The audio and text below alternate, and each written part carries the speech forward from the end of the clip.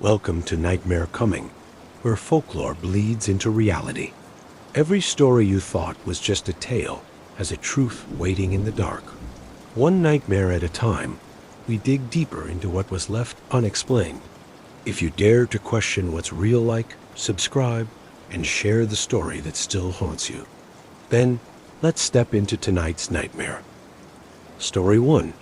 The Pumpkin That Wouldn't Rot. The year I carved the pumpkin was the year everything started to feel just slightly wrong. I was 16, still living in my parents' house on the edge of town, the kind of place where Halloween felt older than the people who celebrated it. The nights came earlier there, and when the air cooled, it always smelled faintly like smoke, as if the whole town was holding its breath. That year, I decided to carve my own jack-o'-lantern for the first time.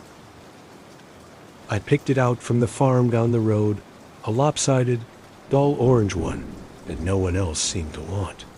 The farmer even joked that it wasn't done growing yet, but I liked it that way. It looked different, more alive. When I brought it home, I set it on the kitchen counter and began carving late into the night. I remember how strange the smell was when I cut into it. Not sweet or earthy, but metallic, like wet coins. The seeds inside were darker than normal too, a brownish color instead of cream. I didn't think much of it. I carved the face with a small, uneven grin and two wide eyes, and when I lit the candle inside, something about the light flickering through made it look like it was breathing. I laughed it off, but even my dog wouldn't come near it. He just stood in the doorway, growling low, like there was something in that pumpkin I couldn't see. Days passed, and the pumpkin stayed perfect. No mold, no shriveling, no soft spots. The others on our street had started to cave in or collapse, but mine looked freshly carved, the grin even sharper somehow, the eyes a little deeper. My mom joked that I must have used some kind of spray on it, but I hadn't. I couldn't stop looking at it. It felt like it was watching me back. 2 weeks after Halloween, I woke up in the middle of the night to the faint sound of dripping. I followed it to the porch. The candle inside the pumpkin had burned out, but the floor beneath it was wet, not from rain. Thick, reddish liquid had pooled around its base. It smelled like iron. I remember crouching down, touching it with my fingertips, and feeling that metallic stickiness that reminded me of blood. When I looked back at the pumpkin, the grin looked different, wider. The teeth I had carved into it, small triangles, seemed sharper, like they'd been cut again from the inside. I tried to throw it out the next morning. I took it to the woods behind our house, but when I left it there and came back home, it was sitting on the porch again, the same puddle forming underneath it. I thought maybe my dad had found it and brought it back, but when I asked, he said he hadn't touched it. He hadn't even seen it. That night, I dreamt I was standing in front of the pumpkin, and I could hear whispering coming from the candle hole. A low, steady voice repeating my name, over and over. I woke up with my throat dry, and the smell of that same metallic scent filling my room. When I looked out the window, the pumpkin wasn't on the porch anymore. It was sitting right under my window, flame flickering faintly inside, but I hadn't lit a candle in days. I didn't sleep again until morning. When daylight came, I forced myself to take it one last time. I buried it deep in the woods, far past the fence line, in a hole I dug with my own hands. I never told anyone exactly where. I remember pressing the dirt down until my palms bled.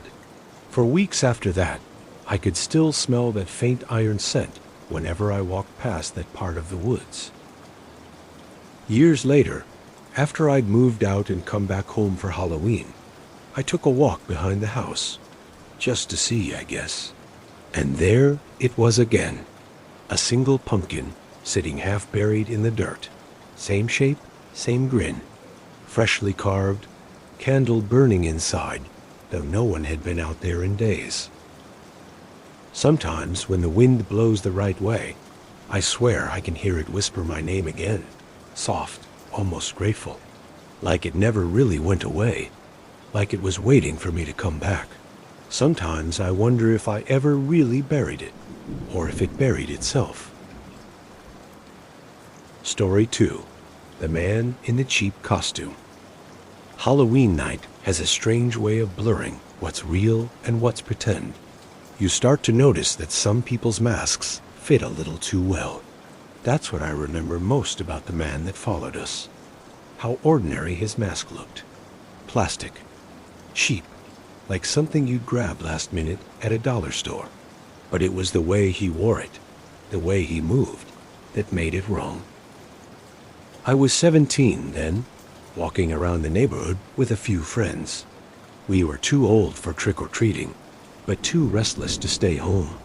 So we just roamed, talking, laughing, watching the little kids race up and down the sidewalks. I remember the air was cold enough that our breath showed under the streetlights. Somewhere behind us, I heard the steady rhythm of footsteps. At first, I didn't think much of it. Halloween always draws people out. But then I noticed how those footsteps matched ours. Every turn, every stop, every pause, always the same distance behind. When I looked back, he was there. A tall man in a dark hoodie, his face covered by a plain white mask. Not a ghost, not a clown, just blank. 2 holes for eyes, 1 slit for a mouth. He carried a plastic pumpkin pail, like a kid would. I remember laughing nervously and telling my friends to look, but by the time they turned, he'd stepped behind a parked car. They thought I was messing with them. We kept walking, but I couldn't shake it. Every few blocks, I'd glance behind us and catch a glimpse of that white face in the dark, the streetlight glinting off it just enough to know he was still there. When we reached the park, we sat by the swings for a while, trying to convince ourselves it was fine. That's when we saw him again, standing just beyond the tree line. Not moving, not even swaying, just watching. One of my friends, Kyle, yelled out, asking what his problem was. No answer. The man tilted his head slightly, like he was trying to understand what was being said. The pumpkin pail hung from his hand, swinging back and forth, slow and deliberate. Kyle threw a rock toward him. It hit something, we heard it, but the man didn't flinch. He just turned and walked back into the dark, vanishing between the trees. We didn't see him again after that. At least, not that night. But something about the way he moved, that quiet, steady pace, got stuck in my mind. When I got home, I couldn't sleep. Around midnight, I looked out my bedroom window and my stomach dropped. Across the street, under the streetlight, stood the man in the mask. Same hoodie, same blank face. The pumpkin pail sat at his feet. I turned off the light, tried to tell myself I was imagining it. When I looked again, he was gone. But the next morning, I found something sitting on our porch. A single piece of candy, an unwrapped caramel square with a folded note underneath. It said, "Thanks for the treat." I tried to show my parents, but they laughed it off. Said it was probably a prank from one of my friends. Maybe it was. But a few nights later, I woke up to a sound at my window. 2 soft taps. Then silence. I didn't move, didn't breathe. After a while, I forced myself to peek through the blinds, and there it was, the same mask, inches from the glass, staring in.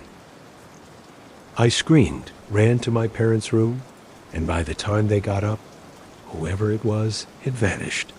The police came, but there were no footprints outside, no sign of anyone being there. Just one thing left behind, a small plastic pumpkin pail sitting under my window, filled with the same kind of candy I'd handed out that night. Years later, I still can't stand seeing those cheap white masks. I see them every Halloween, in stores, on kids, on people walking by, and every time I have to look twice. Because for a second, I swear I recognize that blank stare. Sometimes I think about how easy it would have been for him to just step a little closer, open the window, and climb inside. And sometimes, late at night, when I hear that faint tap-tap against the glass, I wonder if he ever really left, or if he's just been waiting for me to open the blinds again. Story 3. The radio that only played screams. It happened the year I got my first car, a beat-up, sun-faded Honda Civic that rattled whenever it hit 40. It smelled like gasoline and old pine air freshener, but it was mine, and I loved it. That Halloween, I drove it to a party a few towns over, down one of those back roads where cell service dies and the fog hangs low like it's waiting for something. The party ran late, and by the time I started heading home, it was past midnight. The road was empty, except for the flicker of my headlights bouncing off the trees. I remember how quiet it was, the kind of silence that presses against your eardrums. So I turned on the radio just to have some noise. At first, it was static, normal enough. I switched stations, but every channel sounded the same. White noise and faint, broken whispers. I thought maybe it was just the bad reception. Then, through the static, I heard something else. A voice. It wasn't part of a song or a show. It was someone whispering my name, slowly, carefully. ... Nam? Nam. It sounded so close I thought maybe it was coming from the back seat. I turned the radio off. The whisper didn't stop. I pulled over, heart pounding, and turned around. The car was empty, of course. Just fast food wrappers and a jacket in the back. I told myself I was tired, just hearing things. I turned the radio back on to prove it was fine. Only now, it wasn't static. It was screaming. Not like movie screams, not loud or sharp. It was distant, desperate, like someone was trying to scream through water. I hit the power button, but it didn't turn off. I turned the volume knob all the way down, and the sound just kept playing, low and steady. That's when I realized the radio display had gone blank. No station number, no light, just black. Then the voice came back, quieter now, whispering between breaths. ... Don't stop, keep driving. I should have done what it said. I should have driven straight home. But instead, I sat there frozen, listening. The voice began describing things it couldn't possibly know. The exact road I was on, the dent in the side of my car, the way my hands were shaking on the wheel. I turned the key, trying to kill the engine, but the car stayed running, headlights still on, radio still whispering. Then, all at once, it went dead. Total silence. The lights, the dashboard, the engine, everything.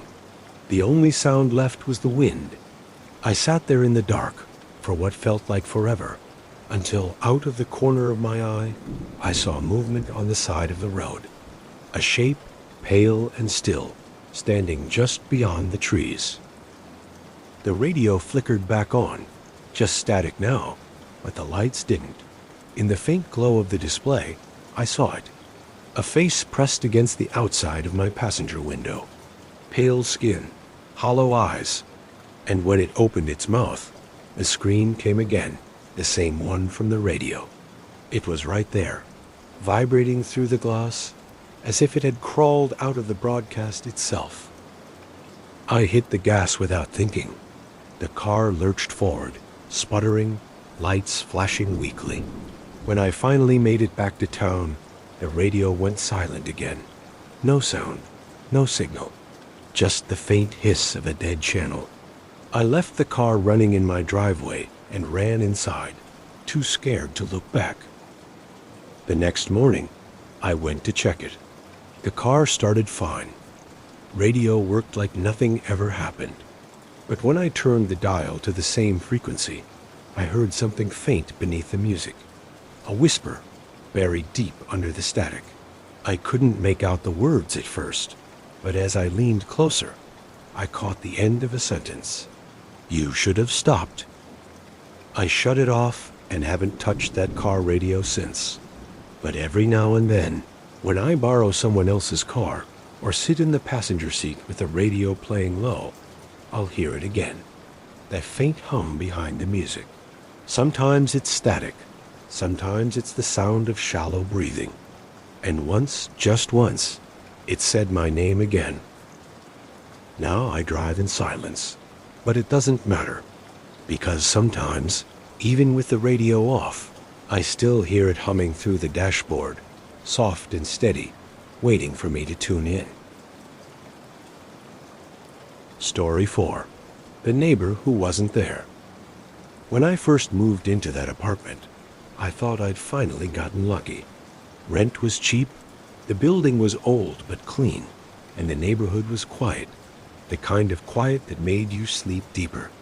The landlord told me the only other tenant on my floor was an older man named Mr. Evans, who kept to himself. I didn't think much of it at first. We all want privacy, right?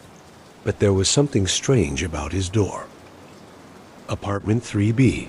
It was always locked, lights always off, yet sometimes I could hear the TV. Low, murmuring voices, like someone watching a late-night talk show with the volume just below normal.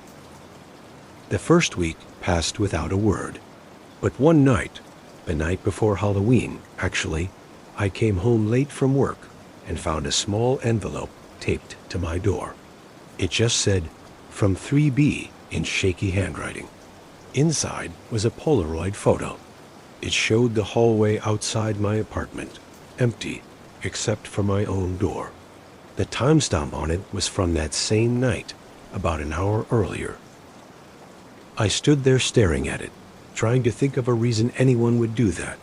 Maybe it was some weird welcome? I knocked on 3B, but no one answered. The next morning, I asked the landlord about him again. He frowned and said, "Evans? He hasn't lived here for months. Passed away in June." He even showed me the vacancy notice. I didn't know what to say.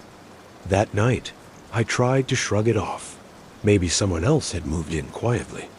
Maybe he had a relative cleaning the place. But around midnight, the sound of that TV came back. I pressed my ear to the wall, and this time, I realized it wasn't just voices. It was a loop. The same 30 seconds repeating, over and over.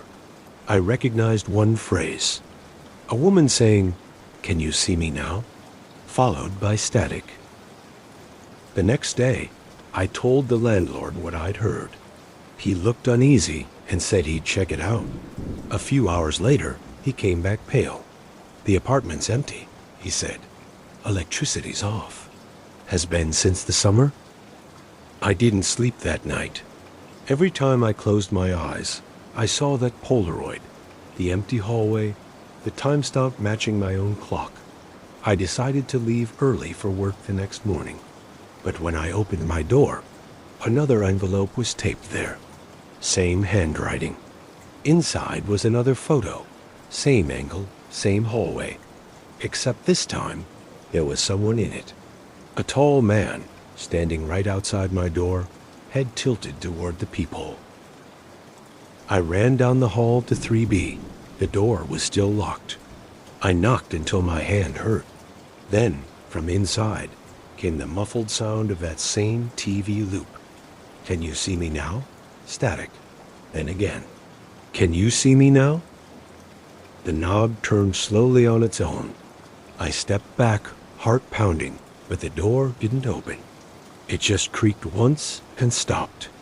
The sound cut off mid-loop, leaving the hallway completely silent. I didn't wait. I grabbed my keys, ran outside, and didn't come back until daylight. When I returned, both envelopes were gone.